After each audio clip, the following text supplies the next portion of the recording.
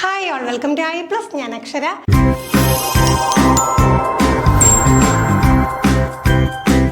നമ്മുടെ Kerala എക്സാമിനേഷൻ്റെ hall ticket official വെബ്സൈറ്റിൽ available ആയിട്ടുണ്ട്. മിക്കവാറും ഉള്ളവരെല്ലാം ഡൗൺലോഡ് ചെയ്തിട്ടുണ്ടാകും. ആരെങ്കിലും ഡൗൺലോഡ് ചെയ്ത് പ്രിൻ്റ് ഔട്ട് എടുക്കാൻ ബാക്കിയുണ്ടെങ്കിൽ എത്രയും വേഗം എടുക്കുക. ചിലപ്പോൾ ലാസ്റ്റ് മിനിറ്റ് ഒക്കെ വരുന്ന സമയത്ത് സൈറ്റ് പ്രോബ്ലം ഒക്കെ വരാൻ സാധ്യതയുണ്ട്. വളരെ കുറച്ച് സമയം മതിയല്ലോ, ജസ്റ്റ് ഡൗൺലോഡ് ചെയ്യുക, പ്രിൻ്റ് ഔട്ട് എടുക്കാം. പ്രിൻ്റ് ഔട്ട് എടുത്ത് വെച്ചേക്കുന്നവർ പ്രത്യേകം ശ്രദ്ധിക്കുക, ക്ലിയർ ആണോ ലെജിബിൾ ആണോ എന്നുള്ള കാര്യം കൃത്യമായിട്ട് നോക്കുക. കാരണം പലപ്പോഴും എന്താണ് ബ്ലാക്ക് ആൻഡ് വൈറ്റ് പ്രിൻ്റ് ഒക്കെ എടുക്കുന്നത് വെള്ളം തട്ടിയൊക്കെ മാഞ്ഞു പോയിട്ട് എക്സാം ഹാളിൽ ചെല്ലുന്ന ടൈമിൽ പ്രോബ്ലം ഉണ്ടായിട്ടുണ്ട്. അപ്പോൾ കൃത്യമായിട്ട് ഉറപ്പ് വരുത്തുക. ബ്ലാക്ക് ആൻഡ് വൈറ്റ് ആയാലും കുഴപ്പമൊന്നുമില്ല, കളർ പ്രിന്റ് വേണം നിർബന്ധമൊന്നുമില്ല. എന്നിരുന്നാലും എന്ത് ചെയ്യാം, എടുക്കുന്ന പ്രിന്റ് കൃത്യമായിട്ട് എന്താണ് തെളിഞ്ഞിട്ടുണ്ട് എന്നുള്ള കാര്യം നോക്കാം. അപ്പോൾ എന്താണ് കുറച്ച് മങ്ങി മാഞ്ഞും ഒക്കെ ഇരുന്ന് കഴിഞ്ഞാൽ നമുക്കൊരു എക്സാം ഹാളിൽ ചെല്ലുന്ന ടൈമിൽ ആ ഒരു പക്ഷേ എന്താണ് നമ്മുടെ കോൺഫിഡൻസ് കുറയ്ക്കുന്ന ഘടകമായിട്ട് മാറും. അപ്പോൾ ആ കാര്യമൊക്കെ എന്തായാലും ഉറപ്പ് വരുത്തുക. പിന്നെ അറിയാമല്ലോ 18, 19 തീയതികളിലായിട്ടാണ് പരീക്ഷ നടക്കുന്നത്. നിങ്ങളുടെ ഹാൾ ടിക്കറ്റിൽ കൃത്യമായിട്ട് സമയം കൊടുത്തിട്ടുണ്ട്, സമയം നോക്കി വെക്കാം. കാറ്റഗറി 1 and 2 ഒരു ദിവസം, 3 and 4 അടുത്ത ദിവസവുമാണ്. ചിലപ്പോൾ എന്തായിരിക്കും ഈ 2 കാറ്റഗറീസ് ഒക്കെ എഴുതുന്നവർക്ക് 2 എക്സാം സെൻറ്റേഴ്സ് ആയിരിക്കും, തലേന്നും പിറ്റേന്നും എന്താണ് 2 എക്സാം സെൻറ്റേഴ്സ് ഒക്കെ വരാറുണ്ട്.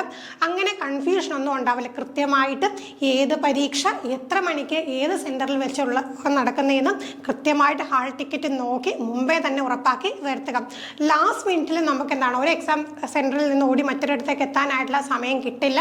ചിലപ്പോൾ നമ്മുടെ ചെറിയ അശ്രദ്ധ കൊണ്ട് ചിലപ്പോൾ പരീക്ഷ എഴുതാനായിട്ടുള്ള ഒരു അവസരമൊക്കെ നഷ്ടപ്പെട്ടു പോയേക്കാം. പലർക്കും അങ്ങനെ സംഭവിച്ചിട്ടുള്ളത് കൊണ്ടാണ് ഓൾറെഡി മുൻപേ ഒരു പ്രിക്കോഷൻ എന്നുള്ള രീതിയിൽ പറയുന്നത്. അപ്പോൾ ആ കാര്യം നിങ്ങൾ ഉറപ്പ് വരുത്തുക. പിന്നെ കൃത്യമായിട്ട് ID കൊണ്ടുപോകുന്ന സമയത്ത് കൃത്യമായിട്ട് ID കറക്റ്റായിട്ട് കൊണ്ടുപോകുക. പലർക്കും പറ്റുന്ന മറ്റൊരു അബദ്ധമാണ് ഈ ആധാർ കാർഡ് കൊണ്ടുപോകുമ്പോഴത്തേക്ക് അതിൻ്റെ നമ്പറുള്ള പാർട്ട് കൊണ്ടുപോകാൻ മറന്നിട്ട് അതിൻ്റെ മുകളിലുള്ള പാർട്ട് കൊണ്ടുപോകും. അപ്പോൾ അത് കൊണ്ടുപോയി കഴിഞ്ഞാൽ അതൊരിക്കലും വാലിഡ് ID ആയിട്ട് കൂട്ടുകയില്ല.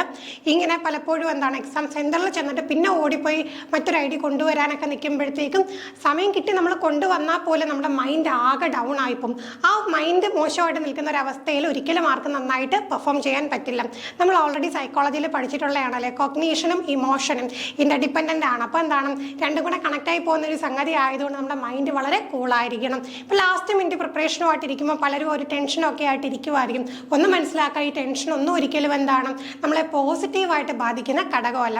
കൂളായിട്ടിരിക്കുക. ക്വാളിഫയിങ് എക്സാമിനേഷനാണ്, നമുക്ക് ആ ഒരു ക്വാളിഫയിങ് മാർക്ക് എന്നുള്ള കടമ്പ മാത്രം കടന്ന് കിട്ടിയാൽ മതി. അപ്പോൾ അതിന് വേണ്ടിയിട്ട് നിങ്ങൾ ഓൾറെഡി പ്രിപ്പയർഡ് ആണ്. ഇപ്പോൾ നിങ്ങൾ എന്ത് ചെയ്യണം, ഒന്ന് റിവൈസ് ചെയ്യുകയാണ്. നിങ്ങളുടെ ഓൾറെഡി ഉള്ള നോളജിനെയൊക്കെ ഒന്നും കൂടെ ഒന്ന് ഉണർത്തിയെടുക്കുകയാണ്, ഒന്ന് ബ്രഷപ്പ് ചെയ്യുകയാണ്. അപ്പോൾ ഈ ഫേസിൽ വളരെ കൂളായിട്ട് വേണം നിങ്ങൾ അറ്റൻഡ് ചെയ്യാനായിട്ടും.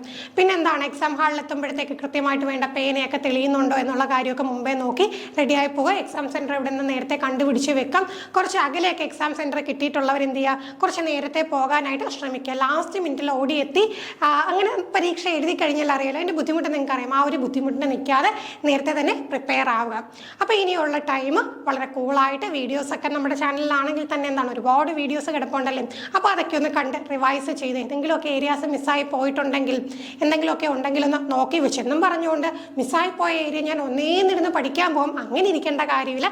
ജസ്റ്റ് ഒരു ഓവറോൾ ഐഡിയ കിട്ടാനായിട്ട് തീർച്ചയായിട്ടും വീഡിയോസ് നിങ്ങളെ ഹെൽപ്പ് ചെയ്യും. ആ വീഡിയോസൊക്കെ നിങ്ങൾ നോക്കാം, ഹെൽത്തി ആയിട്ടിരിക്കുക. അപ്പോൾ മനസ്സൊന്നും ടെൻഷൻ അടിച്ച അസുഖങ്ങളൊക്കെ വരുത്തി വെച്ച് കഴിഞ്ഞാൽ അത് നമ്മുടെ എക്സാമിൻ്റെ റിസൾട്ടിനെ ബാധിക്കും.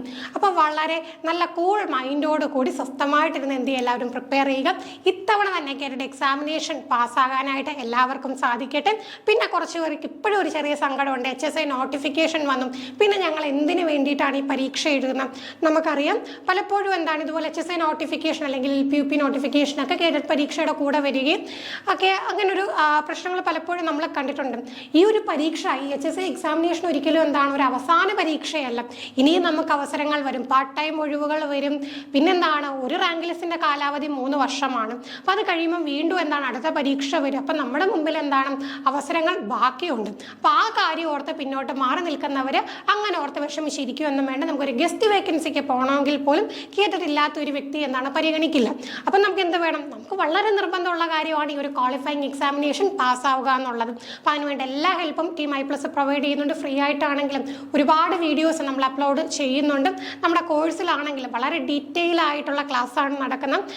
നിങ്ങൾക്ക് ഇനിയിപ്പം പ്രിപ്പറേഷൻ തുടങ്ങാൻ നിൽക്കുന്നവർ ഇപ്പോൾ ജസ്റ്റ് ഒന്ന് പോയി എക്സാം എഴുതാം, അടുത്ത തവണ നന്നായിട്ട് പ്രിപ്പയർ ചെയ്ത് എഴുതാം എന്നൊക്കെ ആലോചിച്ച് നിൽക്കുന്നവർക്ക് എന്ത് ചെയ്യാം, ഓപ്റ്റ് ചെയ്യാൻ പറ്റിയ ഒരു നല്ല ഓപ്ഷൻ തന്നെയാണ് ടീം I Plus. നിങ്ങളുടെ ഫ്രണ്ട്സിനും സജസ്റ്റ് ചെയ്യാവുന്നതാണ്. അപ്പോൾ നമുക്ക് മറ്റൊരു വീഡിയോയുമായിട്ട് വീണ്ടും കാണാം. താങ്ക്